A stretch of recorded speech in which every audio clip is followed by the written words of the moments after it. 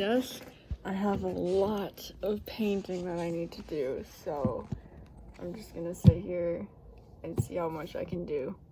Also,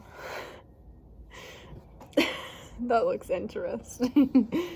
Another important update is that I got a Christmas card in the mail yesterday. It's from my favorite professor. I love her.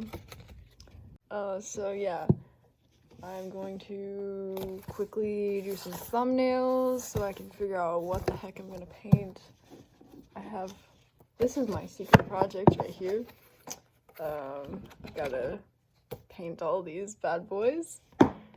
So that's what we're gonna do now.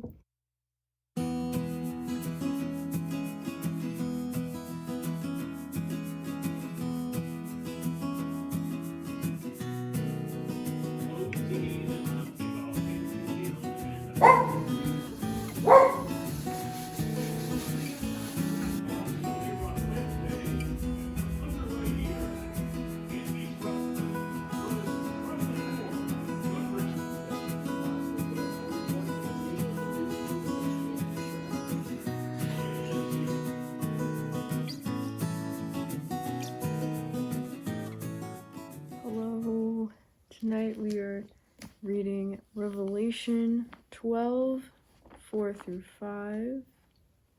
Its tail swept away a third of the stars in heaven and hurled them to the earth.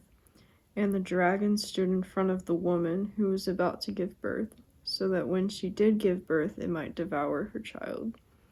She gave birth to a son, a male who is going to rule all nations with an iron rod. Her child was caught up to God and to his throne. I want to read you guys the Devo tonight because I really like how they worded it. So they said, on some of the final pages of the Bible, Christmas appears one last time. This is the Christmas story told from the heavenly perspective. The onlooker in Bethlehem would have only seen a couple of poor teenagers and shepherds gathered around a baby in a food trough. But the war of eternity was waging all around them. Satan knew that the Messiah was coming into the world to free his people from his own grip. God was sending his son into enemy territory to finally crush the head of the serpent promised in Genesis 3. God had made his move and salvation was coming to all people. It was only a matter of time before Jesus would usher in a new kingdom, defeat death and Satan, and claim his throne over all the nations.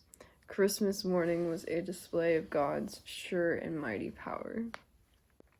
I think it's really cool how they pointed out the spiritual perspective of Christmas. From our perspective, it looks absolutely ridiculous. I love how they said a couple of poor teenagers with a newborn baby and a feeding trough, and then there were shepherds there hanging out with them. Just the most random scene. It doesn't make any sense, and no one should really care about it, you know?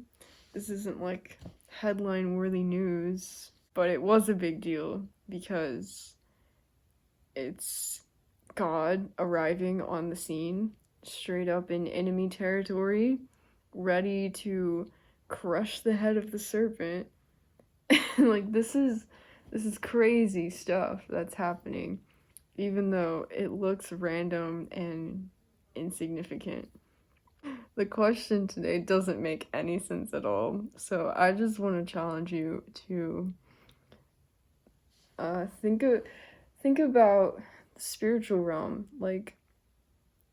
We forget that there's more. I feel like most of us are aware that yes, God exists in a somewhat separate realm than humans, because he's a spiritual being. We are not exactly spiritual beings. It's complicated, but there's a whole spiritual war happening, and we can't really see it because it's happening between spiritual beings, but like we can see the effects of it. And so I challenge you to be aware of that and like see if you can notice it. Yeah, spiritual warfare. Good thing to be aware of. And I challenge you to think about it, be aware of it, and see if you can notice it, because it's happening everywhere all the time. And it's crazy, and it's important to think about. So I'm gonna stop talking about spiritual warfare. I'm going to go edit yesterday's video because I definitely forgot to finish editing it. So hopefully I can get that up tonight. Yep. Okay. I'll see you guys in the next video.